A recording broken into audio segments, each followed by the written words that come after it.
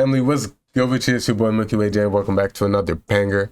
And this was a requested video, and we are attacking it. You know we always try to get to the requests. This one is about the obscure lore of SpongeBob. And I'm not gonna lie, some of the things they talked about, I've heard before. Some of the stuff was very new and very interesting. I want y'all to let me know how y'all felt about it in the comments below. Like the video if y'all like the video. Subscribe to the channel if y'all are new. Spread love to the people that mean most to y'all. And hey, I love doing these SpongeBob videos, so let's keep rocking. Almost at 1K subs. Sub up. I'll see y'all in the video. Let's get to it. But let's get straight into it. SpongeBob SquarePants is a show that you thought was just about a quirky sponge living in a pineapple under the sea. But there's obscure lore hidden in plain sight. Beneath the surface of Bikini Bottom, there are dark fan theories, strange character backstories, and cryptic messages that take this show far beyond your typical children's cartoon. What if SpongeBob isn't the sweet and innocent guy he seems to be? Or what if Squidward is just a frustrated creative spirit? SpongeBob has become more than a simple children's cartoon. It sparked wild fan theories, hidden messages, and even some controversial debates. Right, and on this channel, we are far from new to the SpongeBob theory scene at this point. And if you are new to the channel, I have plenty of theory reactions, SpongeBob theory reactions on my channel. Some of them are very, very good, and they've helped me get to this point where I'm at, so. From mysterious origins to hidden depths in the characters, like the true meaning of Squidward's appearance, this show has layers that go unnoticed unless you're willing to take a deeper dive. Okay.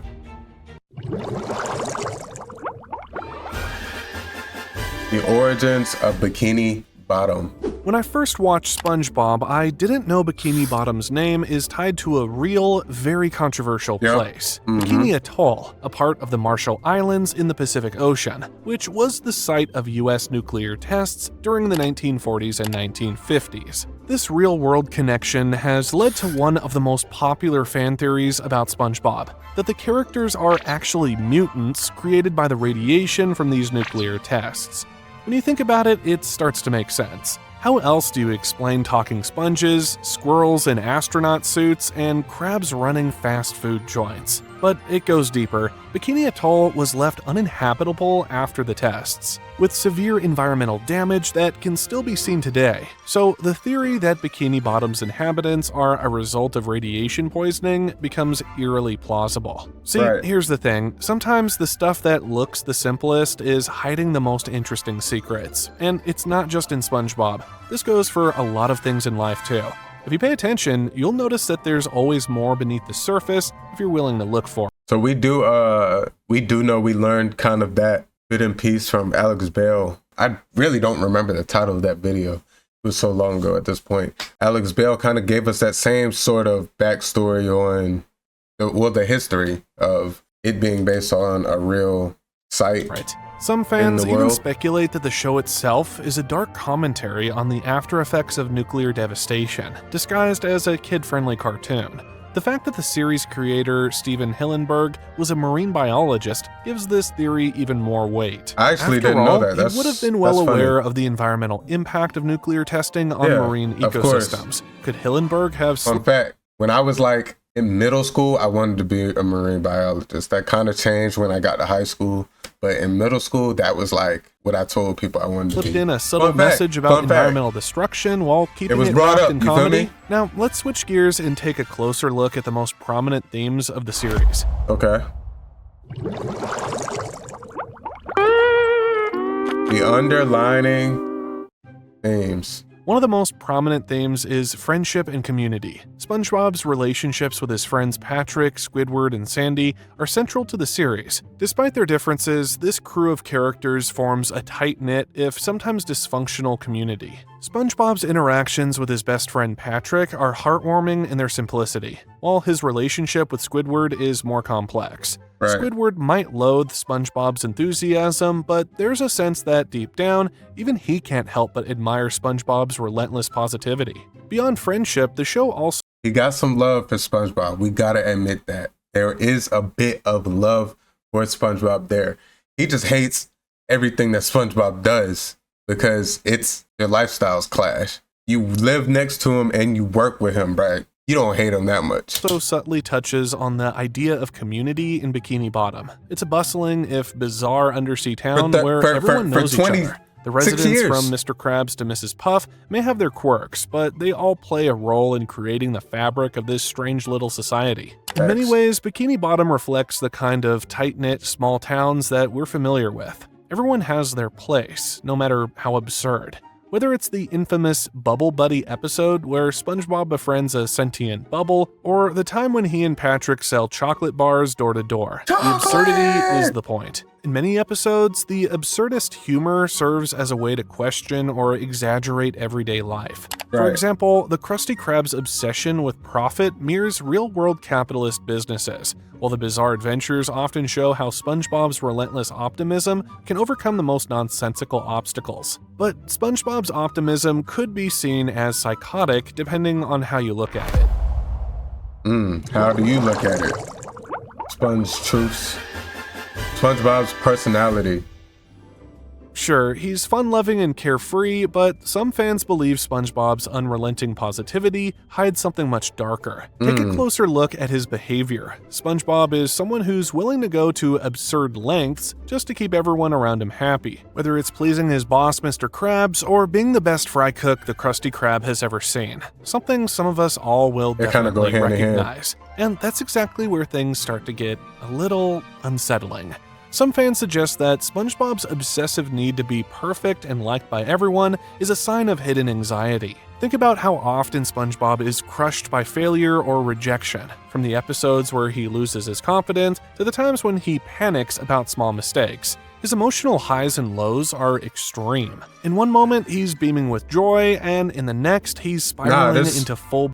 He's not lying right now, because SpongeBob is very dramatic, whichever way it is. When he's happy, he's very dramatically happy. When he's sad, he's very dramatically sad. When he's angry, he's screaming to the top of his lungs. So he's not wrong. This is just true. A cartoon exaggeration, or does it reveal a character who's constantly masking deeper insecurities? Some fans even argue that SpongeBob's behavior borders on insanity. His over-the-top reactions, his childlike naivety, and his seemingly endless energy sometimes come across as manic. In fact, some viewers have likened him to a workaholic who refuses to acknowledge his own limits. Someone so consumed by his role as the perfect employee and friend that he's lost touch with reality. There's even an argument that SpongeBob represents the absurdity of adult life, where we're all just playing roles driven by societal expectations.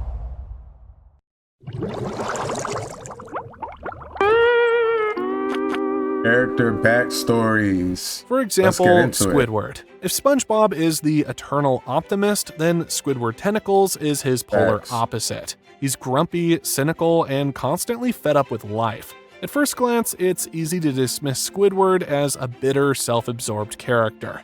But beneath his sarcastic exterior lies a tragic hero in his own right. Squidward is a frustrated artist stuck in a life that doesn't appreciate his talents. In his mind, he's a misunderstood genius, forced to work as a cashier at a fast food joint, living next to someone whose endless optimism only highlights his own misery. The irony of Squidward's character is that his dreams of becoming a successful artist are constantly crushed, not by the world, but by the absurd reality he's trapped in, Bikini Bottom.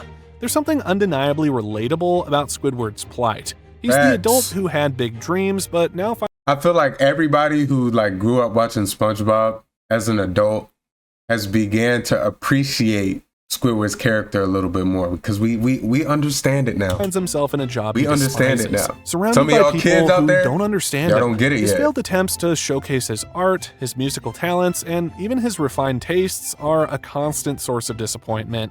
Yet, no matter how many times he's knocked down, Squidward keeps pushing forward, clinging to the hope that one day he'll get his big break. I mean, we've all had a Squidward day, right? It's kind of crazy how these characters can represent something bigger, like the different sides of our personalities or even mental states.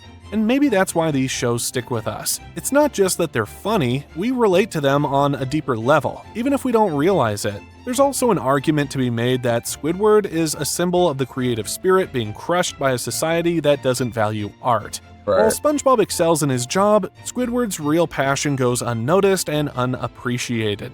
He spends his days surrounded by mediocrity, with SpongeBob's relentless happiness only serving as a reminder of his own failure. Is it any wonder that Squidward is constantly on the edge of a breakdown? With his never-ending frustration with SpongeBob's relentless cheerfulness, how much more can he endure before finally snapping? And then we have Mr. Krabs, who's known for his love of money. But underneath that charming greed lies a much darker character than we might initially think. Sure, he's funny with his over-the-top obsession with profits and penny-pinching ways, but if you start digging deeper into his actions, it's hard to ignore just how ruthless he can be. In fact, some fans have argued that Mr. Krabs is the true villain of SpongeBob SquarePants. I mean, SpongeBob is the best fry cook. Hold on.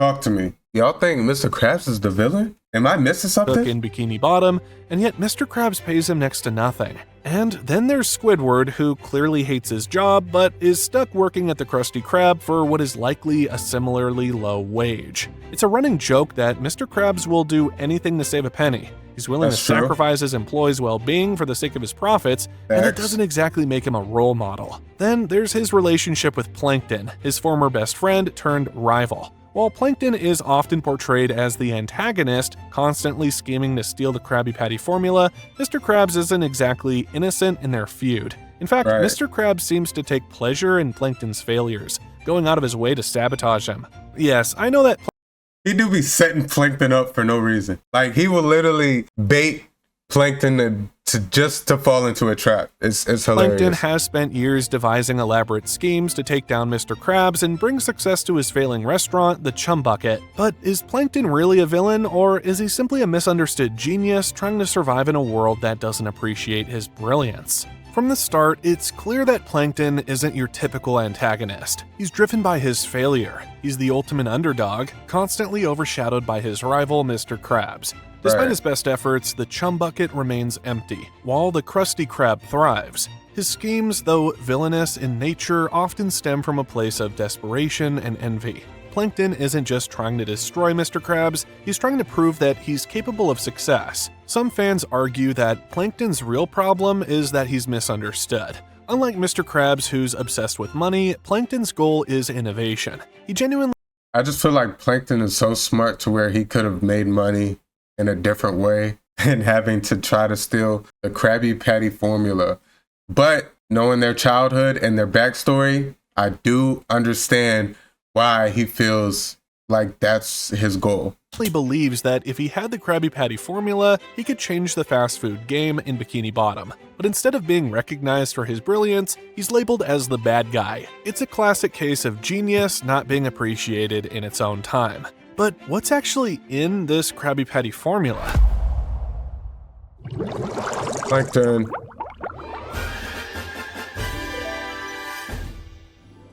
I mean, it's the ultimate plot device. Constantly protected, always desired, and never fully revealed. But why is it such a closely guarded secret?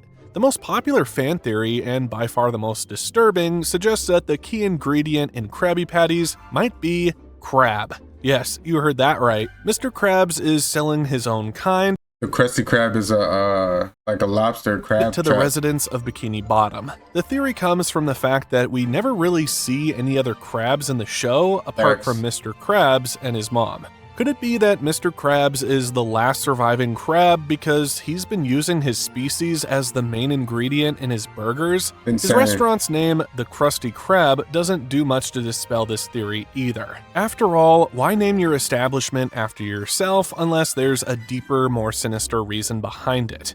I think there's more to this theory. Is Mr. Krabs just a brilliant businessman who found the perfect recipe and is milking it for all it's worth? The Krabby Patty formula is never actually revealed, leaving room for all kinds of speculation. Some fans think it's a vegetarian patty, which would explain why everyone in Bikini Bottom, including Fish, is so obsessed with it. Others suggest that it's some kind of addictive substance. He didn't mention that the Krusty Krab is shaped like a lobster trap. Seen the residents of Bikini Bottom becoming obsessed with Krabby Patties.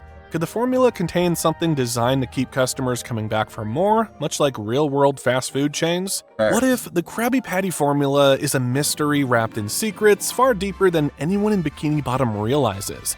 The way Mr. Krabs guards it so fiercely hints at something more than just a simple recipe. It suggests that the formula might hold the key to unimaginable power, or perhaps even danger. See, people love to dig into these darker corners and come up with theories that completely change the way we see these characters. And we're all a part of this big conversation about what these stories really mean. And what does that say about us? Well, maybe it says that we love finding meaning in everything, even in the wacky, absurd world of SpongeBob. With doing all these different theories on my channel, I will say that is one thing about us as humans, especially first world country humans. We always try to think so deeply into like these fictional worlds. I've done the SpongeBob, the One Piece, the Magic School Bus, Blue's Clues, all these different theory reactions to all these different worlds. And man, that is something that we love to do, is dig deep into and always make something mean something. Believe it or not, there's a darker side Hold on, I didn't read that out. Darker undercurrents. Believe it or not, there's a darker side to SpongeBob SquarePants. Beneath the brightly colored world of Bikini Bottom lie hidden messages that give the show an entirely different tone. One of the most popular and darkest theories is that the characters in Bikini Bottom represent the 7 deadly sins. SpongeBob, with his boundless enthusiasm, is said to embody lust. Not in a romantic sense, but in his intense passion for life. Patrick represents sloth with his lazy attitude, while Squidward's constant irritation makes him the perfect stand-in for wrath. Mr. Krabs, with his obsession for money, clearly represents greed, and Plankton's desire to steal the Krabby Patty formula marks him as envy.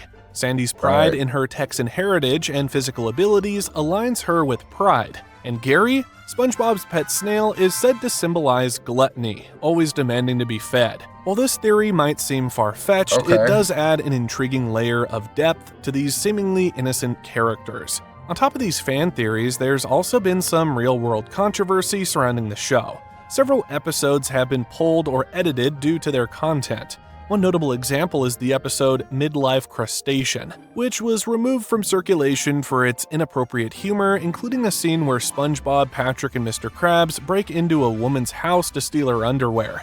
Episodes like these raise questions about the boundaries of what's appropriate for children's programming.